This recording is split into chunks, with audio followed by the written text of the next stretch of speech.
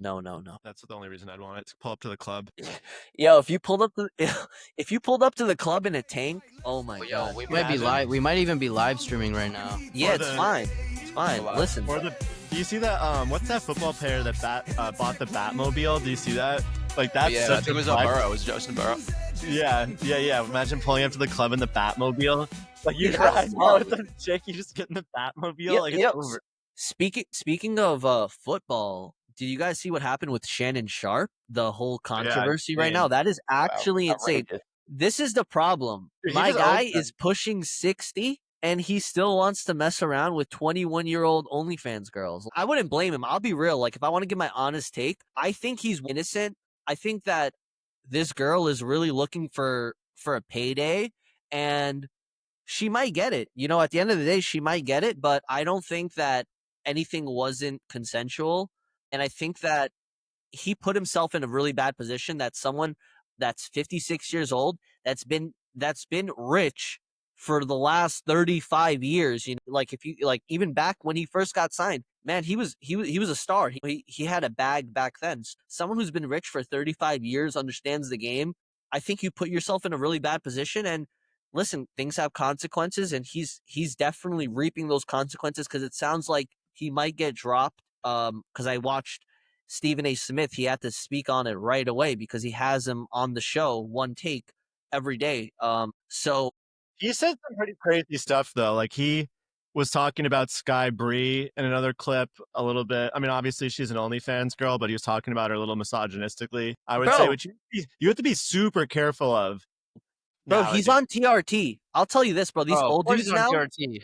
these old dudes, bro, it's not like the old dudes of the past. Like these old dudes, bro, they have more testosterone in their bodies, probably double the testosterone that any of us have because they are on testosterone replacement therapy. Like he's built. I'm You're telling you, like like that excuses everything. He's juicing. no, He can't control himself. no, no, no, Bro, no, I'll no. say that. No, yo, I'll tell you this. No, no, no. Can I say one go thing? ahead, go ahead. Yeah, yeah. He's 100% responsible and he knows he's responsible because he actually offered to pay her $10 million to just to go away, to drop the case, to forget about it. It was he whatever he did in his mind, it was $10 million worth of bad. I'll put it that way. Bro, we have an epidemic right now. There's an epidemic. I can't understand this of like rich, successful guys, whether it's streamers, whether it's rappers, whether whatever athletes, like celebrity, like movie stars, bro. I cannot understand this like desire, this goal of like dating like, an OnlyFans person, dating a porn star. Like it's so weird to me, bro. It's like, are you that much of a gooner, bro? That like you just want to be with somebody that everyone can just These are literally not look high up and value see? women at the end of the These are day. low value women. Yeah. And like again, bro, But I'm not. They could be bro, fine you know what's people, crazy with but Shannon Sharpe? He never, because there's a lot of people who this is more understanding. I'll be more understanding of someone, like they got married young, they had a bunch of kids, blah, blah, blah. Things happen 15, 20 years down the line. You become single at 50. Okay, like the world's your oyster. You're a rich, successful man at the, you know what I mean? But he's been a bachelor. This has been a reoccurring thing for 30 years. So before social media, how many girls, could have did the same exact thing to him 10 years ago, 20 years ago, 30. It's all been listen, the Roosters are coming home. He wants to play it fast and loose and that's it. If you have a personal brand, though, you got to be careful these days. Like, there's no world that these guys who have a lot to lose, they play it loose and fast. It's really crazy. And even Aiden Ross, you see, he signs NDAs. He kind of keeps these girls, very tight. He controls the legal narrative. It's still not smart to mess around with girls, though. They're just looking to make money online and really don't have any damage to their personal brand by doing this. That's the hundred problem with the percent. legal system sometimes is the asymmetric risk of suing these people, right? Because You have to think like who they are, bro. Like these No, girls, but yeah, what's they the make their risk? money What's by your being naked downside no, to no, online. maintain this? Dakota said it perfectly. It's the asymmetrical risk. It doesn't matter. Ashley St. Clair is popping. She has clout. But guess what? It was asymmetrical to how much more clout or how much more financial benefit she could get from just exposing Elon Musk. She could have taken, she didn't have to expose herself. She realized, bro, listen, this is a Turns very, down like $10 or $20 million to get the clout of the situation, right? But yeah. my personal opinion is, I think our legal system needs to be revamped, and obviously, it probably won't ever happen. But I think if you lose a legal court case, that you should basically be responsible for paying the legal fees for the winning party. Because right now there's really no downside, right, to like her losing this situation, right? Besides her own legal fees, but she could have a great arrangement with her lawyer that keeps costs very Yeah, it's minimal. all on And then the contingency. lawyer's going to get a bag, obviously, at the end of the day from the settlement with Shannon Sharpe. So there's really no inherent risk. But yeah, Bro, it is a Tony crazy story. Busby, I don't know if you guys know Tony Busby. This is his bread and butter. Like this, he's the guy who took on Diddy. He's the guy who took on Jay-Z. He Travis Scott too for with Astro Travis Scott. So World. I don't know if you guys remember when that was the whole Jay-Z with the having relations with a minor, Yeah. or allegedly having relations with minors. It was all settled. You know, he's smart. He understands. You take that 20-30 million dollar L and you move on, because in, like you said, in the world that we're living in, it's a lose-lose situation. You don't, because once you've been named something, now you have to defend yourself against that, and you're already guilty. So Yeah, it's it's like a messed witch up. trial. It's like, well, we're gonna dunk you in the water, and if for 5 minutes, and if you survive, you're a witch. And yeah, how Yeah, do you prove? exactly. Even if everything's cleared up, I mean, he's still taking the L. But again, at the end of the day, this is a message to everybody here, everybody listening, He anybody who deserves might it though. listen to this. You got to be careful. You have to be smart. Like, you have money, you have success. You, even if you don't, like, be very careful by the type of person you associate with, and especially the type of person that you're like being with, bro. Because I'm gonna tell you, like, yeah, she looks nice, whatever, but I'm just gonna be real. There's no world where any of that is worth it. It's not even worth like He a knows tenth it. or a hundredth of what he's Listen, getting with right now. we're at the beginning of this. It's only gonna get worse. I'm telling you right now, it's open shut. He offered $10 million. He did something bad. He either took it too far. He did. I'll be real. It's he did take it too far, and Yeah, maybe. Yeah, Yeah, we'll see how it shakes out, but we gotta introduce our guest on this podcast before Sam gets too riled up. it's a dangerous world out there. But let's give an intro to one of my good friends. We got Daniel Calabro over here. He's a structural engineer. Been a NASA contractor. Now he's going all in full time on his AI construction tech company called Ferris. So Dan, I'm just gonna hand it over to you, man. Give us a little bit of an intro of your background and what you're working on right now. Yeah, definitely. Thank you guys for having me. This is awesome. I really appreciate the opportunity. Great to connect, great to talk. For me, I was a little kid. I always knew I wanted to be a structural engineer. For me, I'm very passionate about civil structural engineering. Growing up, I was a kid born in Staten Island, New York. Always a city guy. And when I grew up, my father was a firefighter and he passed away on 9/11. And since then, I was always a very internet native kid, and you read a lot of crazy things about what happened on that day. And for me, it was always just trying to figure out what the reality of that day was, what actually happened there. And that really burned a fire in my soul to pursue structural engineering. I always wanted to go to Manhattan, design high rises. When I graduated from graduate school, it was COVID. So I didn't have the opportunity to go do that, but I came down here to South Florida. And being down here in South Florida, I got some really good high rise design experience, and then ended up getting a job with NASA. We were doing the Mobile Launcher 2 projects for them on the Artemis job, which was awesome. And then since then, I've been working on my own venture, launched Ferris. We develop and design agentic solutions. We're building an agentic ecosystem right now for civil engineers. We're getting great traction on that, and we look forward to keep building that out. So it's What does going that really mean, well. real quick? What's agentic mean for anyone who might not know? So yeah, if you don't know what an agentic system is, an agent is a bot that will go and do a specific task for the user. So for example, if you wanted a bot that was going to go and deliver, let's say, your emails to you, and you had a bunch of different email accounts, that agent would go through each of your Gmail account, your Outlook account. It would curate that email list, and it would feed you a summary of what you received for the day. So you give it a very specific task, and it'll complete that for you from start to finish. So I think what you're doing with the construction is super interesting. I think we've seen AI really disrupting white collar jobs. We're seeing a lot of AI tools for like legal research, for like editing videos and podcasts and things like that. How do you narrow in on the construction vertical? And has it been difficult to build that out, or what's your experience been so far? So for me, I was just trying to build something that I thought I needed during my daily design job. So there were a lot of mundane, outdated processes. For example, like looking through specific building codes or design guides. We get them in PDF form, but PDFs aren't great to just search through. You could use the Control F feature, but you just hot word sort of like different things, and 100 different things pop up, and you're kind of just fumbling your way through it. For me, I always thought it'd be great to semantically search these things, but I never had the technology to actually do that. For me, when ChatGPT came out in 2022, I kind of had this GPT moment like everyone else did. And I threw all my drawings, my codes, my specs into GPT. And I was expecting to just have this be my design partner, have this be almost how Tony Stark had Jarvis. I wanted to have something similar to that. When you do that, though, you realize that these systems lie a lot. So for me in 2022, it kind of brought me down this large language model rabbit hole. And I had a computer science background before. I learned how to program in Python when I was in college. So I was always creating like little widgets, API build-ins, plugins like that. And as I started to go down this rabbit hole, I learned more about these language models and how they're constructed, what their limitations are. And you realize that the context window, if I were to explain to an average person what a language model is, it's a map. So if you were to look at a map of like Miami or New York City, it's a square grid of information. The current parameters on the grid for something like a GPT or a Perplexity or Claude is about 100,000 words that it could process at one time. When you start dealing with these large data sets like engineering drawings and calculations, you start getting into millions of words, millions of tokens. And once you start getting off of that map, you get the hallucinations, these errors that are coming up. And for engineering purposes, we need to be accurate to the decimal place. So with the current available tools, we're not able to do that. So with Ferris, what we've built is we've increased the context window, that map size, and now you're able to put in billions of tokens and accurately retrieve information on our system. So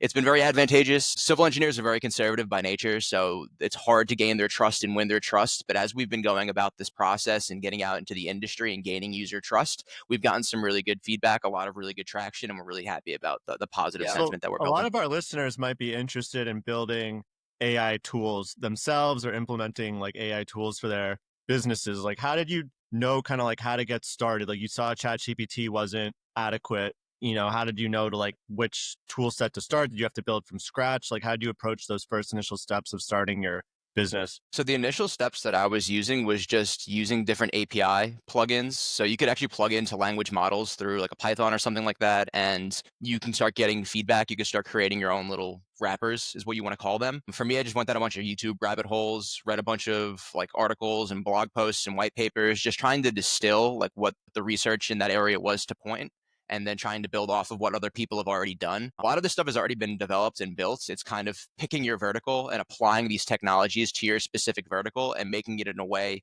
where the user is like it's intuitive to them when they come to this platform. So I would say there's a lot of great information out there on the internet. You could either use a ChatGPT and have it plan out for you, like, hey, what are some steps that I should do to sort to build this wrapper? Or you can go to YouTube for people that have already done it before and that have already built it. And there's some great tutorials there that you could start building Yeah. your own platforms on. Yeah, that so just when you're saying that, it's awesome, and this is like what we've talked about on previous episodes. It's we're in this moment where like business is so much different than it's ever been, right? It's like you're not building from scratch. You're building on top of these LLMs, these language models that have so much data, and all you're doing, I don't want to minimize what you're doing, but because there's big companies that do the exact same thing, is you're making the user experience easier for the end user, and you're making it like actually usable for them. So you're like taking this kind of like raw data, really isn't like the proper terminology, and you're like It's middlemaning it. They're middlemaning the LLMs because a lot of it it's like he said that it doesn't get exactly accurate because it overrides, like it's too much over the system. But then they basically open it up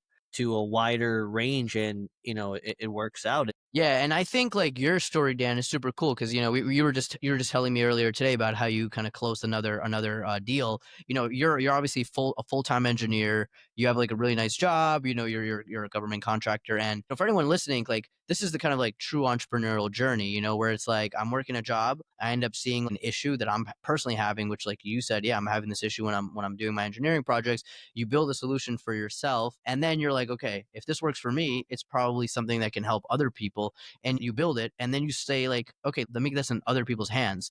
I feel like this is like a really interesting point for people because a lot of people are like in the same situation. They're discovering the same thing. Maybe they even start building a product, but they don't maybe take that next step, right? And go all in, or even like get this in front of other people and start charging them. I mean, how do you think about that moment, right? Where you go from, yeah, I just built something that's helpful for me as like an employee, to I'm building like a real business with this product, and you're doing this all bootstrap. Like, can you talk a little bit more about that and kind of like the progression that you took to kind of start this and actually go all in on Ferris? Yeah, for me, that moment was actually very clear. So when I started building what became Ferris, it was all just backend Python code with my own keys. I didn't have any databases set up. Everything was running locally on my machine. And I would be at work late at night and engineers would see what I was working on and they'd be like, hey, like, what are you doing? And I would explain to them what I was building. And they were like, that sounds awesome. Like, I would love to try it. And I had to tell them no. And I told them no, not because I didn't want to share it with them, but because I didn't have like a proper front end app up and running. I didn't have disclaimers or anything like that. So if someone went and did something crazy with that and they could sue me for it, like I wasn't prepared for any of that.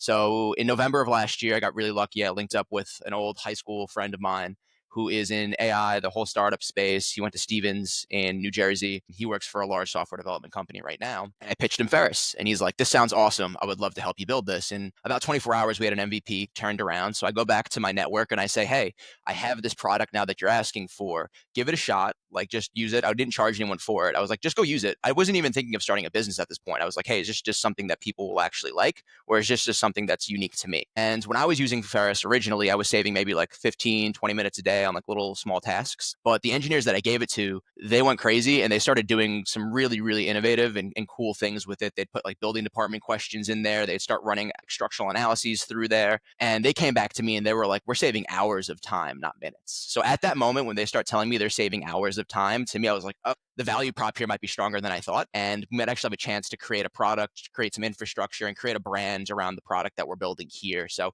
when I had that moment of people really loving the product and saying, hey, I really want to use this and it's saving me hours of time throughout my day, that's kind of when I had that moment. That's awesome. And quick question: say like somebody wanted to go 0 to MVP for a rapper on like an LLM, right? For it doesn't have to be for construction; it could be for like anything, with maybe even a little bit less complex than what you're doing. What do you think is like a reasonable timeline for someone to operate on? Maybe someone who isn't like a proficient like coder to get something like that actually set up, because I know like just my gears are turning, and I'm sure a lot of people listening have a similar reaction. They're like, man, like, why don't I just build something too? What would you kind of like put that timeline on, and also just like the difficulty for getting that set up? So I'm an engineer by nature, so I have to speak about it from my perspective. If you don't have any coding experience and you're just like downloading VS Studio for the first time and you're just looking at Python for the first time, writing code has been commoditized with Claude, with GPT, with Perplexity. So you can prompt to code through like Windsurfer even or Cursor, and it's really good at producing code. So I think the cost to produce code and the knowledge gap that was needed in the past is no longer there. So I think the average person can actually create very viable code.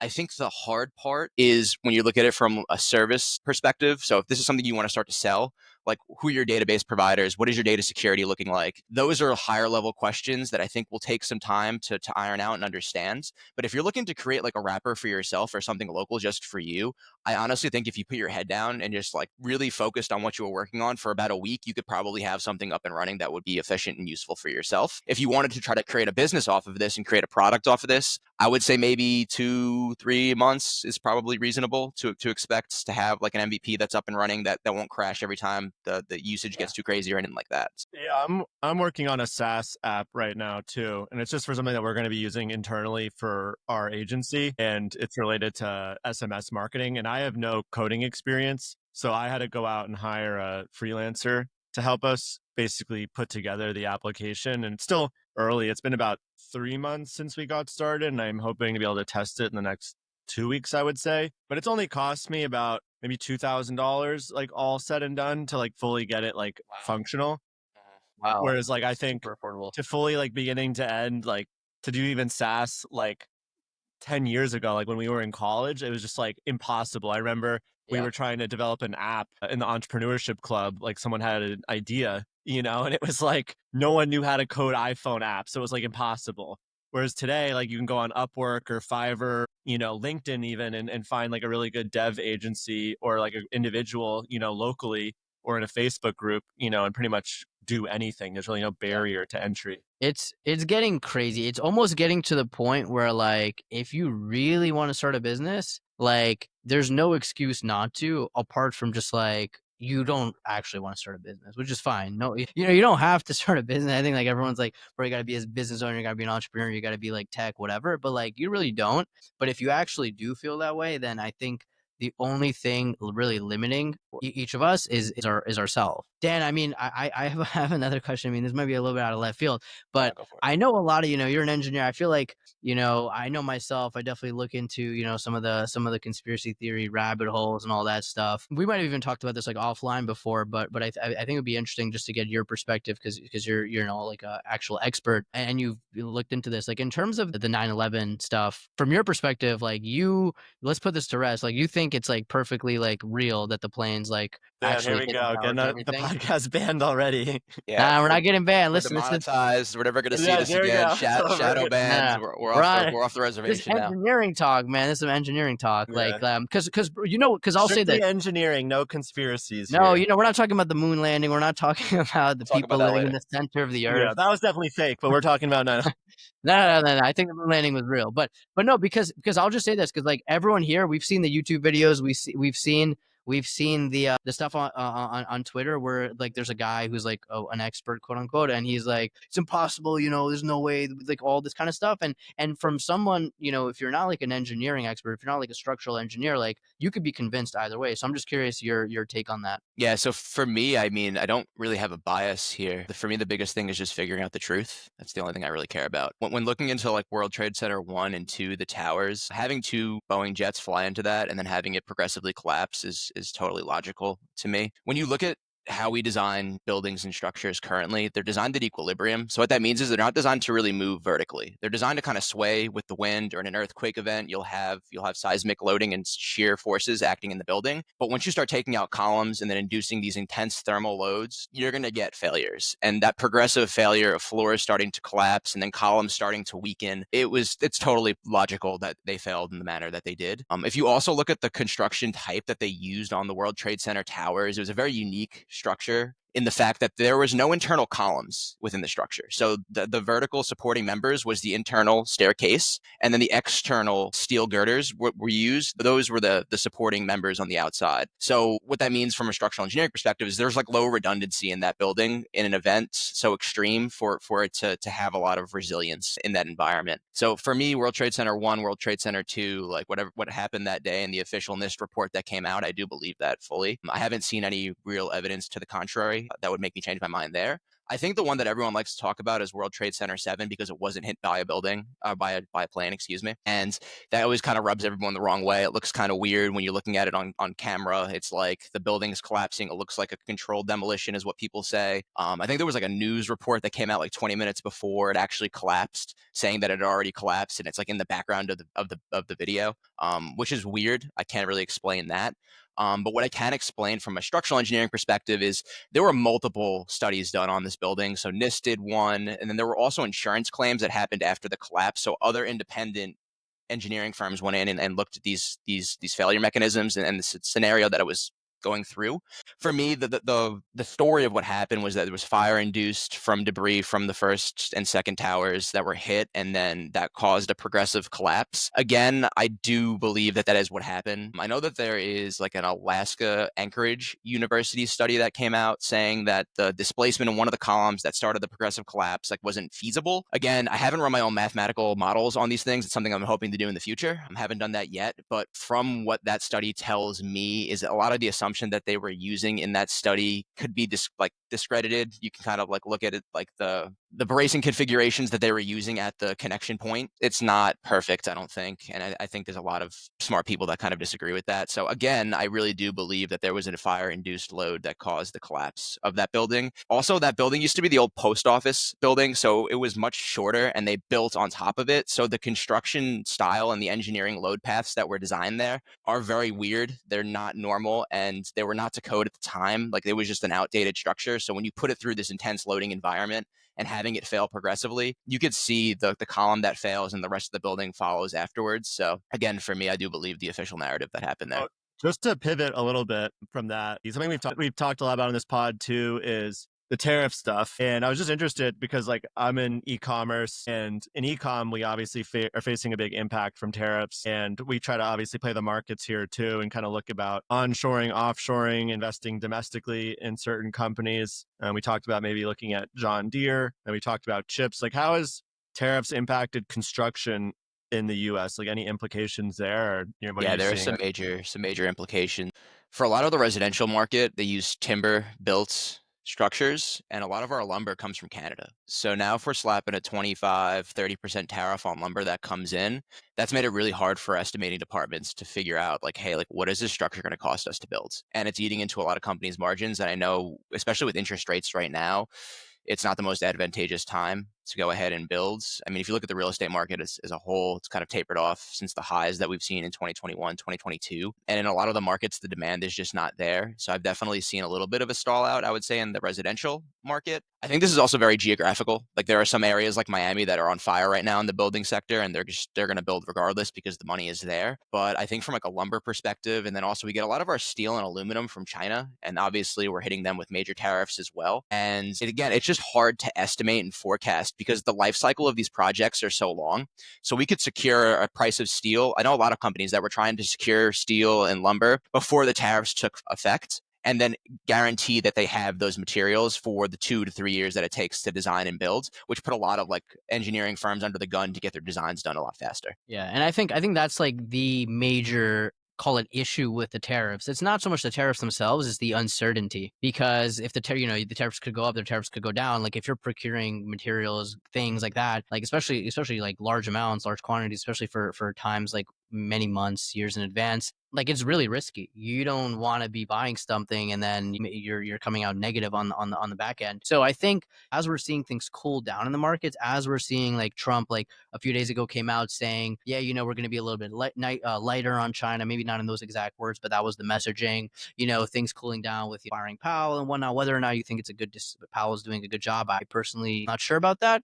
I think just the market likes less crazy Yeah, and well, more Trump's been consistent. hinting at easing these tariffs with China this week. He does like the post on Truth Social, and that's bullish China, though, right? At the end of the day, if the tariffs get eased, it greatly benefits them and their trade. It's hard to say what the true outcome is going to be at this point. Like, based on this week's news, like nothing has changed, but he's saying it might change, and the market's shot way up, Yeah. obviously. Yeah, it's funny. It's like the tariffs. It's almost like the tariffs don't matter. Like what the actual number is. What it's just like. Are there going to be the possibilities of like erratic tariffs? If yes, and if it's like a high likelihood, then the markets are going straight down because you could put 100%, you could put 500%.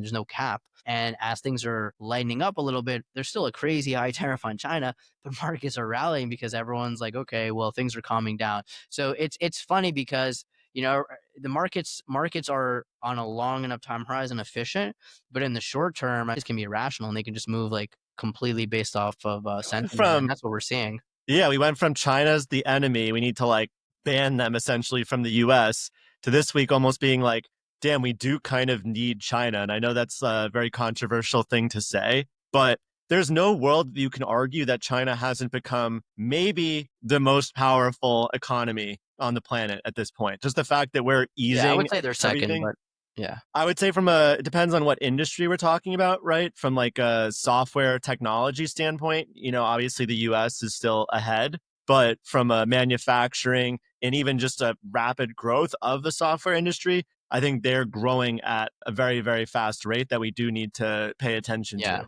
yeah. Software eats the world, though, to quote Mark Andreessen. So, Yeah. I The only thing that China works against them, though, is when they ban people like Jack Ma, right? Because if you're going to build like the next great company, like Dan is not going to build his company in China, right? Is there a ton of construction that could benefit from his technology over there? 100%. But he gets too rich, he says the wrong thing, and he's gone. And yeah, something that I heard a lot while I work with a lot of Chinese manufacturers now, they diversify their holdings into the United States. That's still the true source of value hold is US property, US stocks. yeah. They don't invest into the Chinese economy because at any time they know that the Chinese government can just come in and just say, "Oh, you're poor Yeah. now." And like, And what are you going to do about it? it's good and bad because like anyone living in New York City, Queens, areas like that, places in California, outside, foreign Chinese investors are huge. They're buying multifamily, they're buying big houses. They're buying enormous lots like in the middle of the country, farmland, things like that, manufacturing like land. And obviously that's been pumping the price up, right? Obviously it's good like if you're owning that kind of stuff, but there is that risk where until Trump comes around and says, "Listen, you guys wanna do some funny business? Well, now that's our stuff. yeah, and that Take would a be hike. Take a yeah. hike, Mike." I'll tell you, that's the thing that I love about Trump, that if something like that were to happen where they all kind of, came together to try to plot against, he'd be like, "Man, this is ours, man. Just like bye-bye, bro. Get out of here. Like deport them or just That bar them always from is the risk. Like, and anyone who's a US, like if you're a US investor, right? You're a US person, you own like real estate here, you own stocks here. Like there's a reason why we don't go to like random countries and around the world and start buying real estate, right? It's like there's a lot of risk involved. And for a lot of foreign investors, buying real estate in the United States has been almost risk free because hey, it's like a free country, it's democracy, all these things. So I could see the pros and cons to it. A It's lot of like people argue that we make it too easy, though. And I think I agree. that I was a think very we do. interesting take as well, is that right now, for example, if you want to create like a seller business and sell on Amazon, it's extremely easy. You basically just need to create a US LLC and then you can start selling on Amazon tomorrow. And you can be based anywhere in the world and start selling to US consumers. Basically no barrier to entry to access like our economy. Whereas like foreign economies, if you want to sell into like the UK, the EU, if you want to sell into China, China's almost impossible. Anywhere in Asia is almost impossible. Like they make it very, very hard. You have to have like an entity that exists in their country. It has to, in many cases, especially China, be owned majority by someone that's in their country who like, and then at that point, basically the government owns the entity. But whereas EU, UK, you need to have all these like legal stipulations and various like entities. And there's all these crazy tax things that you need to take advantage of or be enrolled in. Whereas US, it's like, just go on Zen Business and like Yeah. set up a LLC and you can start selling to like the highest consumer base in the world. It's Like we should be pros and taxing cons. people Yeah. way There heavier are on pros that. and cons to that kind of stuff. And that's why I do kind of like this idea of the golden visa. So man, this is like we can go into politics a little bit, but it's like there are countries that favor their people, and then there are countries that are like very global, right? And they're like, hey, you want to come here from anywhere in the world, you want to build a business, you want to do this, you want to do that, welcome. That's kind of like the US and a lot of like Western countries, but the US is extremely open in that sense. And the benefit is we get some of the best people in the world to come here to build. And the downside is truthfully the kind of American people, right? Many of them whose families kind of like built the country and everything are getting pushed to the side and to make because they make it so easy for literally anyone in the world to come and like buy stuff, do business, whatever. We I pay think taxes though. That's the thing. We're paying exactly we're funding income the tax. infrastructure. We're buying things in our country. We're paying sales tax. And then all these people, and they should have opportunity to sell into our country. Like I don't have a problem with that. That At a being said, fee. At a yeah, fee. at a fee, 100%. And I think it's Yeah, absolutely crazy that was not the first thing that the Trump administration implemented. Was if yeah, you want to do business in our country, you're going to have to pay up. If you're not a U.S. entity that can prove U.S. citizenship, then like there's going to be an added tariff. Boom, that's done. That's it. yeah. I wouldn't even have done all this China and this and da da da da da. It's like, don't make it like personal, like with these countries and try to create conflict. Just say, we're going to implement the same rules. If you want to have access to our consumers, it's going to be XYZ tax. Done.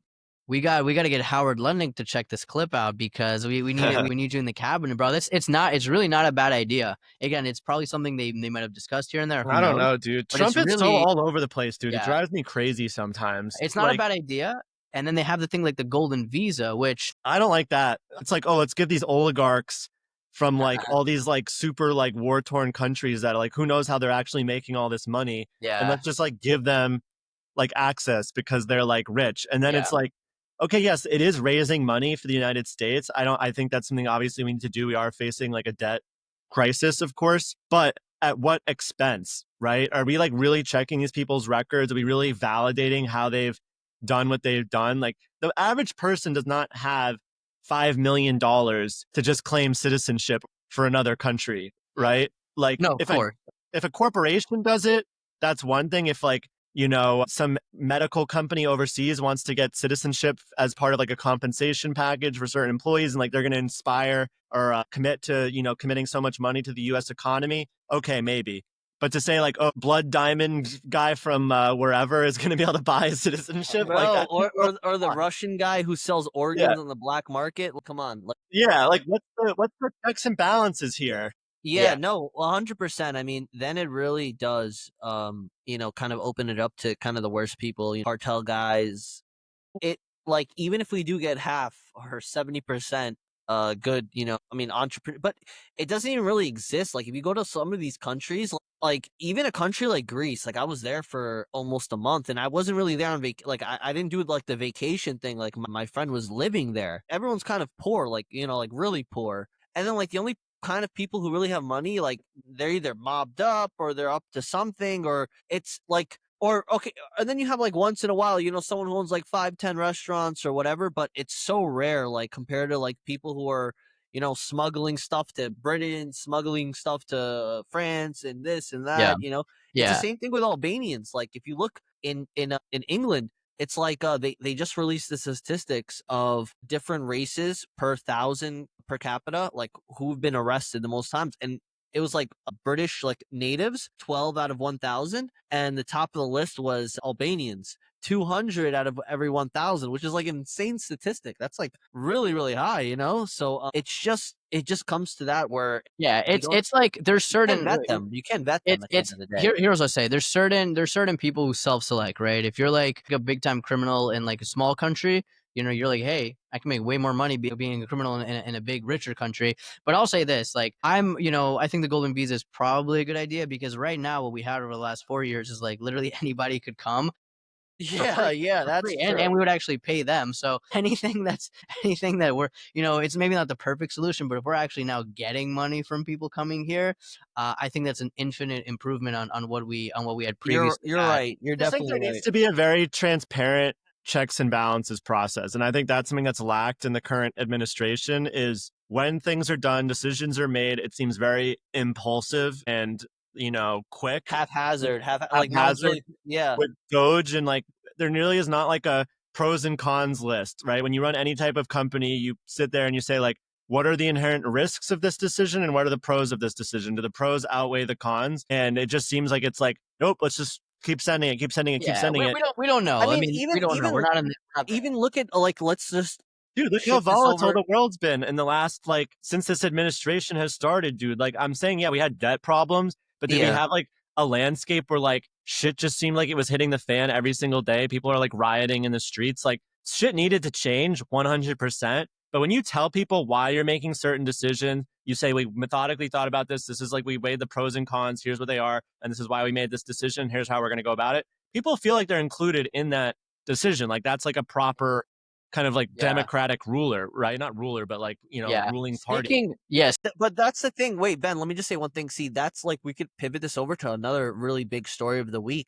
Elon Musk steps down from Doge, which was like you said, like he was the face of Doge and now he's stepping down from Doge. So Not where fully are we stepping getting down, he's stepping back from Doge. stepping back from Doge? But I mean, he needs to. Have we seen the Tesla? Have we seen the numbers that came out of Tesla? Man, they missed earnings by a landslide. What do you have to? yeah, they What do you missed guys a think? lot of stuff. What do you Yeah. guys think about that? Let me hear your thoughts on Tesla Yeah, earnings. Dan, what do you think about Tesla and Elon and all that? We were talking about Tesla yesterday, actually, on another pod. And for me, I love Elon as an engineer. From an engineering perspective, I think what he's able to do in instilling teams and creating a vision and building a product is unmatched in many realms, which is incredibly impressive. When I look at a company like Tesla, I mean, obviously they're known for their EVs, but I think that their company is so much more than that. If you look at what they're doing from a robotic standpoint, from an AI standpoint, from an energy storage and distribution standpoint, I think those are really exciting, and I kind of think that's where the company is going. I don't think the EV itself is going to carry Tesla to where it's going, and obviously he knows that by creating Optimus, by creating Robotaxi, by having their energy distribution division. It's going to have to grow to be something more than just EVs, and I think that's where they're going to pivot and grow to. So if you're looking for like an optimistic case on where Tesla is or where it's going, I would say that looking into the future with its robotics wing and with its AI wing and the data that it produces and the data that it's able to process and build off of, I would be very optimistic from that perspective there. So Yeah. just to build on that though, like you as an engineer understand how much time commitment and thought it takes to propel a business forward, right? Or to put like a product into market. Do you feel that Elon has potentially spread himself too thin across all of his various enterprises, SpaceX, Doge, Tesla, the mining company that he has, or like the underground tunnel company. Like, is Yeah, he boring spreading company. himself? Yeah, the boring company. Is he spreading himself too thin? Like, is Tesla a buy right now, or is Tesla a sell, in your opinion? I think from his position, you can't engineer everything. And it seems like his leadership style is he picks the biggest problem facing the organization and sits down with those engineers and they try to craft a solution to those problems. I know there's the famous story when he was in the Tesla factory and he was like pretty much living there, figuring out the manufacturing process to get them up and running again. Which I think that style of leadership is very effective because it's not a bureaucracy. It's like you go right to the decision maker. He's in there with the room with you and you can get things turned around and solved very quickly. And for me, I've got a pretty personal story about this. I went to Boca Chica. I was at Starbase for an interview a couple of years ago, and you go there, and the teams that he builds are very impressive. And for me, I think that's one of his strongest attributes as a leader is he's able to attract the best talent in the world and orientate them in a very focused and specific avenue where they're able to tackle these high level problems. Now, is he spread too thin? Is he not able to like really get into each one of these businesses and problem solve on what the biggest problem is right now? I think so. I think that he has taken his full focus going from the engineering of all these different companies to Doge. And I think that shows. I think that shows in the product that they're making. Like, where is Roadster at for Tesla? Are we ever going to get a Where's Roadster the car? Roadster? We wanted to get one. Well, I'll say this. I think there's an easy solution here, and he can stay doing Doge, he can stay doing Tesla, he can stay doing SpaceX. He just has to stop, having kids with crazies and doing But that whole but this is drama. the thing, That Ben. that is He's literally like looking publicly into the blowing him up. future. He's looking into the future right now. He understands that the trajectory that the United States was going in 50 years, it doesn't matter if he makes the autonomous robot. It doesn't matter if he makes all the country isn't sustainable. How much longer can we be in 30, 40 trillion, Well, 50, I 60 agree. I agree. trillion dollars? So this is kind of the thing. Listen, we are in like you know how like the lefties were talking about we have 7 years, and then if we don't do anything about climate change in the next 7 years, like Shout out that's to it. Al Like Gore. Shout out like to the Al Gore, world though. kaput. So I think that I think that's a great take. Yeah. he understands that he's building all these insanely immensely life world changing things, but if the ship is sinking, it doesn't matter because the ship is we're all going under. So I I think think there's a few points to add on to that. One, you're right, 100%. Like, if the US ceases to exist and we get, taken over or we go bankrupt, like, there's no reason to have Tesla. There's no corporations really existing in the US anymore. That's a huge problem. He's obviously altruistic in his pursuit of trying to fix these things, not just from like the benefit, that he has for his companies, which obviously there's immense benefit for his companies that he's been able to, gain from being close with Trump, et cetera, et cetera. But it does benefit like the greater US if he can solve all of these problems. I do think he has done irrevocable harm to his personal brand, though. Over the last 6 months to a year, I would argue that he was one of the most liked, revered individuals just maybe even 2 or 3 years ago by a large percentage of the population, seen as like a modern day, Thomas Edison. And now he's basically seen as like a right wing MAGA, like autism, like Yeah. person, Well, I will and like say, and repealing benefits for a lot of people. to be, can I say one thing? Can I say one thing?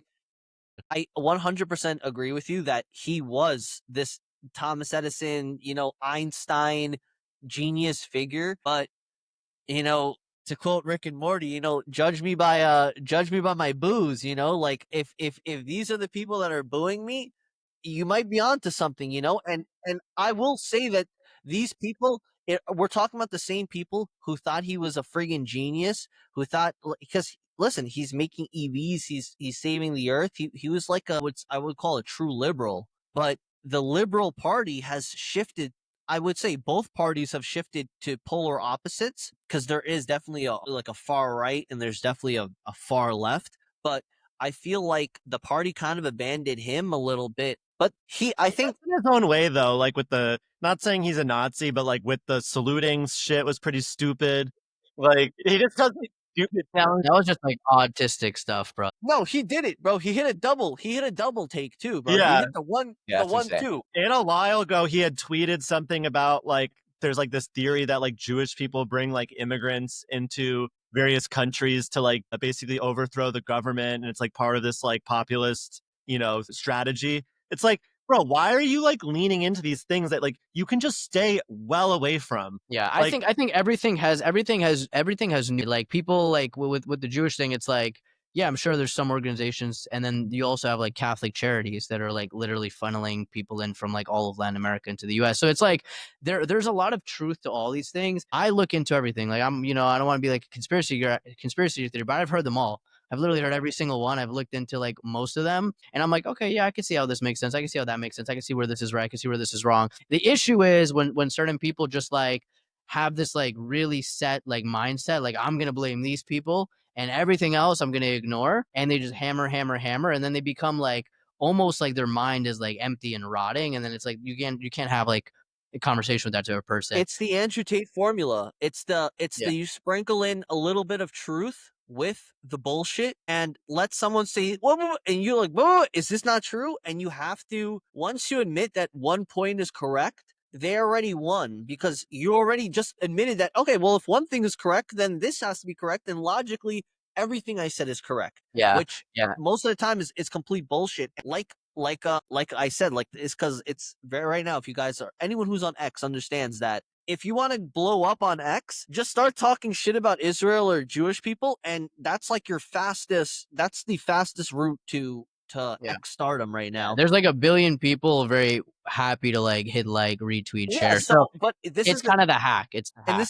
this is another thing. Like, I don't want to get too much into this, but it kind of just like it was always there because people are like, oh, this is newfound. I'm like, no, it was always there. People, like the crowd mentality. Like, if one person sees something going on, they'll just kind of mind their own business. But if they have a couple friends with them, they have a little bit of more courage. So now that people understand that it's kind of not the like not the minority opinion, it's kind of like a lot Yeah. of people think the It's same it's way. when you push the envelope, you know what I mean? This is kind of like applies to a lot of things, bro. When the envelope gets pushed a little bit, a little bit, a little bit, and now you have like this new line where like now you can say things you couldn't say before. But we're coming up on time, guys. One thing we have not talked about that relates to everything, crypto. Right, crypto was dead. Let's separate. Let's separate. We have Bitcoin, which obviously fell significantly from its highs, but was keeping like really strong support in the mid 70s, low 80s. And then we had alts, we had memes, we had all of the remainder of the crypto ecosystem, all the tokens like down anywhere from 30, 40 to 99.99%. Over the last few months, and now we're seeing a resurgence. Bitcoin, I think, went from like 80 to I think it's like 94 over the last few no, it dropped all days. the way to 70s. Yeah, but I'm saying like just in the last few days, yeah. We have Cantor Fitzgerald. Dan, you and I were talking about this. We just bought some shares in this today. Cantor Fitzgerald's coming out with like a blank check acquisition company to kind of become a quote unquote better, like more sophisticated like micro strategy. Jack Mallers is going to be the CEO of that company. Dan, I'd love to get your thoughts, man. I know you're a long time Bitcoiner. What do you think about like the whole crypto ecosystem right now? Why do you think we're seeing this spike kind of out of nowhere, and with this slight divergence with S&P and Nasdaq? Yeah, so for me, I can really separate those two things into two baskets. So from a technological perspective, like the technology that is Bitcoin, the technology that is blockchain, what's attractive to me as an investor is if you look at USD over time, obviously it devalues, it degrades, it inflates, and your purchasing power over time is severely harmed. So it's just a very bad battery is what I describe it. So you go to work every day and you earn money. That money is a form of your energy and your time. And if you keep it in USD over time, the battery degrades, you lose that. What people do to kind of negate these effects is they invest them, right? So you put it in real estate, you put it in stocks. For me, I like crypto. I like the ability to put my money into Bitcoin specifically because the cap that is 21 million, I like the fact that it is fixed. I like that there's no central party that's directly involved with altering the monetary policy. So for me, that's very reassuring in a sense that this economic system is backed by proof of work, it's backed by energy, it's backed by a hashing algorithm. So I like the technology savings portion of it. Now, if you look at it from a more macro perspective, like what is happening, where is this going? I think all roads lead to inflation. I don't think there's any environment or future where the prices of things and the environment itself is not going to be inflated. I think you see that in the gold price as well. I think you see large investors like Paul Tudor Jones who are saying the same thing, where we have this massive national debt. Like, how do you actually start to handle that? And I think the best way to handle it is you start to inflate it away over time. So your income taxes grow over time. And hopefully, if you can start to whittle down your expenses and grow your revenue portion of your balance sheet, you can start to eat away at this debt over time and make it more It's serviceable. funny. I'll just jump in real quick. It's funny you say that because like you think about it and it's like, wow, we've got 35 trillion in debt, but if 35 trillion, is now like 1 trillion, it doesn't seem so bad. So I agree. I think that is the only option, because the other option, I think the correct option is, cut down on spending and make sure to collect more taxes, cut down on spending, eliminate waste, and really heavily punish the people committing the fraud and the waste. Because all of us, we all want to pay as little taxes as possible. And the reason we are also like anti-taxes is because we genuinely believe it's not going to a good place. If we thought it was going to a good place, all four of us and millions of other Americans would be way happier paying taxes. And over 5, 10, 20 years, we would literally be able to balance the budget. But that, unfortunately, is not going to happen. Yeah. I think so. I think your point is the correct one, and that's where people have to be really mindful about, like, where are you putting your assets? Like, where are you putting your money? Would just track one thing I would finish with is just track the global M2, the money supply that's out there globally in the system, and then track that against the price of Bitcoin over time, and it sucks up liquidity at a very high rate, and it really follows and tails the macro liquidity environment. So right now interest rates are relatively high. I don't think money is as cheap as it was in 2021, 2022, obviously, but I think as economic conditions ease and you start to get different types of devaluation of the dollar, like look at DXY, it was below 100 for the first time in a really long time the past few weeks. I think as money gets cheaper and the environment gets more liquid, the price of Bitcoin only appreciates in those environments. And I think you're going to see more of that in the future. Yeah. I mean, the time horizon on like the Bitcoin thesis is like pretty small compared to like the thesis on gold. Like gold has been around since the pharaohs and like the knights and has been like a store of value, right? And like now we have this cryptocurrency that was created by someone that no one knows the true identity of. That person still owns like a majority of the supply and could choose to execute it at any time, which I find strange. But if I am going to put on like my tinfoil hat, in this whole Hey, get the situation, tinfoil out. it's we see like what you just called out, Ben, earlier in this conversation with Cantor Fitzgerald starting, the fund, and then basically they're going to create their own, reserve of Bitcoin. I think it's really interesting that Howard Lutnick, is now part of the, Trump administration.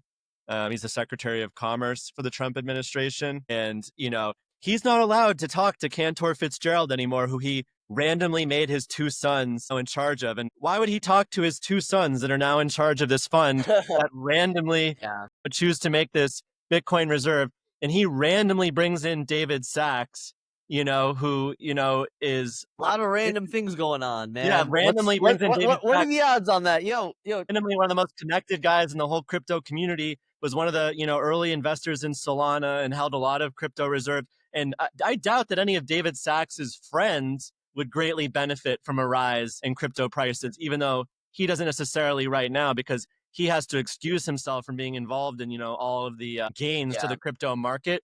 So the narrative is true, in my opinion, that these guys stand to gain a lot, whether it's them or family members or friends, right? And these guys all watch out for each other, right? They all put their arms out there. And I'll say it's so the funny thing is, you're 100% right.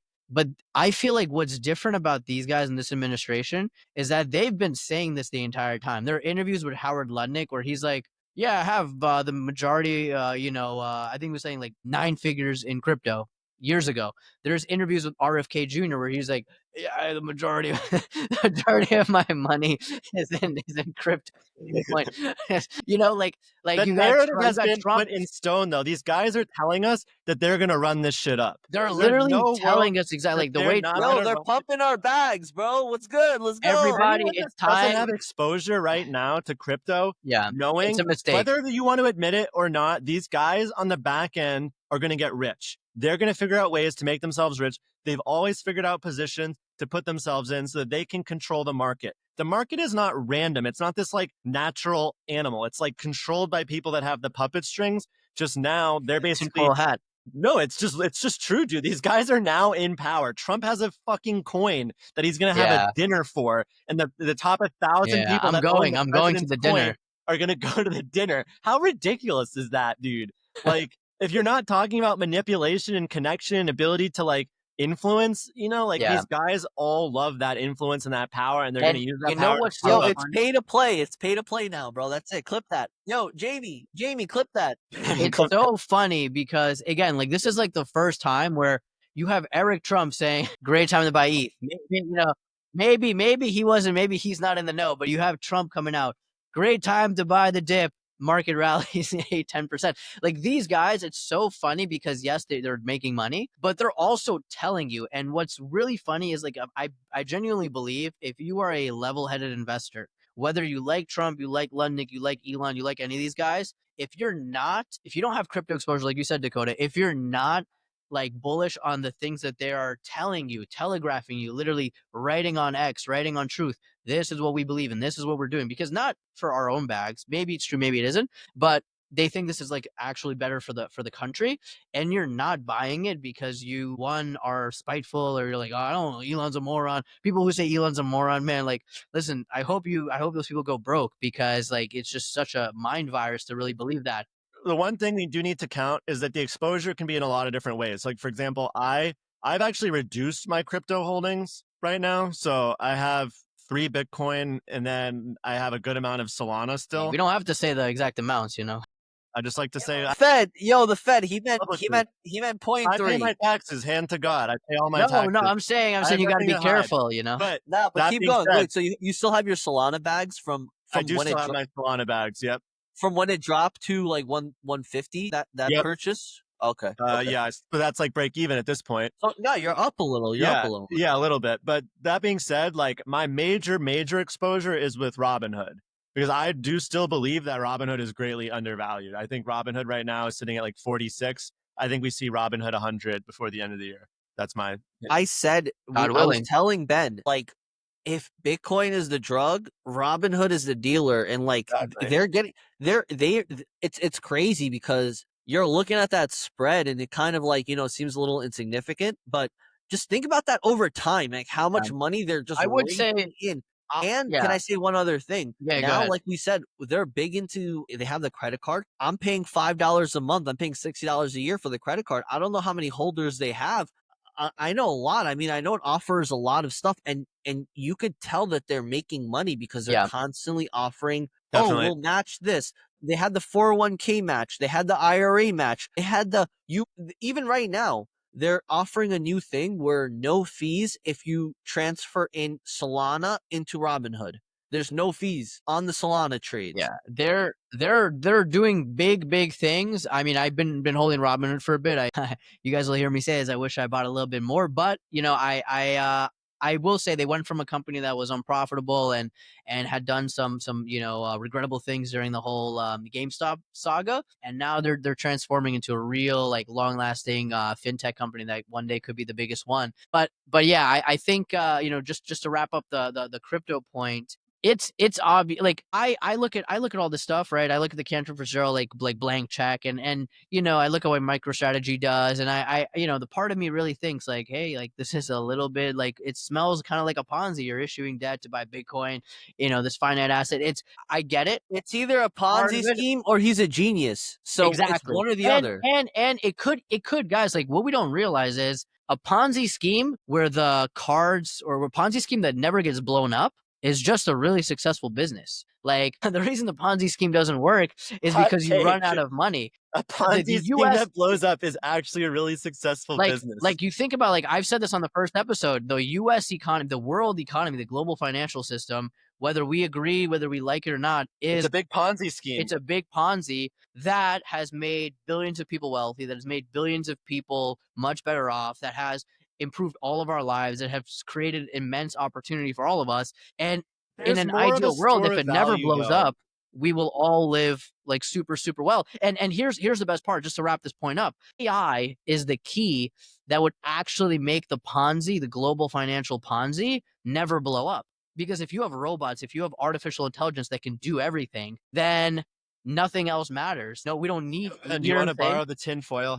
This is not tinfoil hat. No. This is the Yeah, real but deal. over. Like No, we're going full circle. That is, I need to like solidify this point. The Ponzi scheme will never fall if AI actually becomes what The people think it machines could take become. over. It'll be No, no, fun. I'm not. Ben, is AI in the room with us right now? Do you see the AI with Yo, us? y'all gonna clown me, Dan's but clip application's this. listening to us. Clip It's always this, here. It's guys. ever So bullish on this. Yo, I really AI, when you take over, just spare me. I said thank you. You know, I Yeah. said please be and nice thank to the you. AI. to this is gonna make me the king because it knows I knew the plan the whole time. But listen, yo, this guys, this was a great episode. Dan, you know, great guest, man. We would love to have you on again. You dropped a boatload of And knowledge. it's the real one. Yeah, man, a real one. I This really is what we want appreciate to it, guys. do. This is great. We don't bring any Mickey Mouse people on, man. We bring real deal people. So it was a great episode, guys. Thank you, guys. Thank you. One thing before we get out of here, though, I'd like to plug one thing, if that's cool. Yeah, Not go for Ferris, it. but Of course, man. Of course. so back in college, back in 2019, 2018, a couple friends of mine, we started a media company. It's called Animal House Media. You can go follow us on Instagram. We do a lot of sports content, but also a lot of social content, and we try to have like a higher level conversation about these things. So when we're talking about like crypto or macroeconomics or different cultural issues, we post about that. We write about that. We make videos about it. So give us a check out. We'd love to collaborate with you guys in the future as well. We can kind of What's the promote handle? together and Just grow say it together. again for people. At Animal House Media is our main page, and then at Animal House Sports is our other Instagram page that we've got. Yo, guys, when we post, definitely tag Dan and then also tag Animal House, and we could also tag Ferris as well.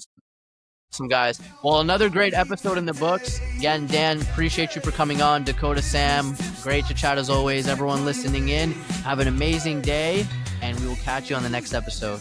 Adios. Thank you, guys. Peace.